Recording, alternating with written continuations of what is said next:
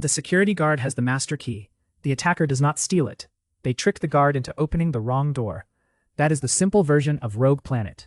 This is a public proof-of-concept exploit aimed at Microsoft Defender, the tool that is supposed to protect Windows machines. The weird part is not that Defender is weak. The weird part is that Defender is powerful. It has to be. To scan files, quarantine threats, and clean up infections, Defender runs with high privileges. It can touch parts of Windows that a normal user cannot. Usually, that is good. You want the guard to have keys. RoguePlanet is the story of what happens when an attacker can redirect the guard. The current public exploit is described as local privilege escalation. That means the attacker already needs a way to run code as a regular user. It is not confirmed as remote code execution in its current public form. But if it works, the result is serious. A standard user can end up running code as NT authority system. That is Windows saying, "Congratulations, you are basically the building." The core bug is a race condition, also called a time of check to time of use problem. In plain English, Defender checks a path, then later uses that path. RoguePlanet tries to change what the path points to in the tiny gap between those moments.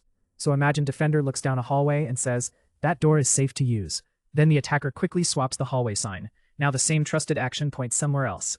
According to the strongest technical source in the notes, the exploit chain combines normal Windows features, Defender scanning and quarantine behavior, NTFS junctions, opportunistic locks, volume shadow copy, and embedded ISO, and a Windows error reporting scheduled task called queue reporting.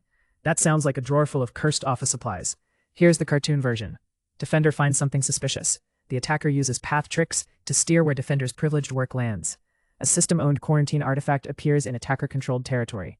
The attacker replaces its contents with a payload. Then the path is made to look like C/Windows System32 wormjr.exe. Finally, the Windows error reporting task follows the trusted-looking path and runs the payload as system. No kernel exploit, no memory corruption, just a very carefully timed sign swap. There are important limits. The public proof of concept is reported to be hit or miss. Some systems reportedly worked very reliably. Others did not. Race conditions are like jumping onto a moving escalator while carrying a filing cabinet. Sometimes the filing cabinet wins. The affected platforms are also not fully nailed down. The notes support fully patched Windows 11, including a reproduction on Windows 11 Pro, and another report involving Windows 11 with KB50944126. Windows 10 with June 2026 updates is also reported as affected. Windows Server is murkier. The public proof of concept reportedly does not work there because standard users cannot mount ISOs. Some sources suggest the underlying issue may still matter, but that is not confirmed. There was no RoguePlanet CVE or GHRSA ID in the reviewed source notes. There was also no confirmed public Microsoft advisory or targeted root cause patch. Microsoft had acknowledged the reported vulnerability and said it was investigating. The notes also do not confirm active exploitation of RoguePlanet itself. Earlier tools linked to the same broader researcher cluster were reportedly used in real intrusion chains, but that is not the same as confirmed RoguePlanet exploitation. That distinction matters. A good incident story should not turn question marks into exclamation points for drama. So what should defenders take away? First, do not rely only on file hashes. One source reported a Defender signature for the compiled proof of concept, but also said small source changes could evade sample-specific detection.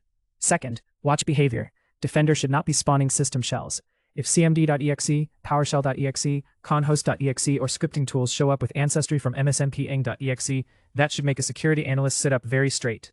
Third, watch the path tricks. Suspicious wormjr.exe activity outside normal Windows directories, odd temp folders like RPW plus a UUID, unusual junction creation, unexpected virtual disk mounts, and strange volume shadow copy enumeration are all worth attention.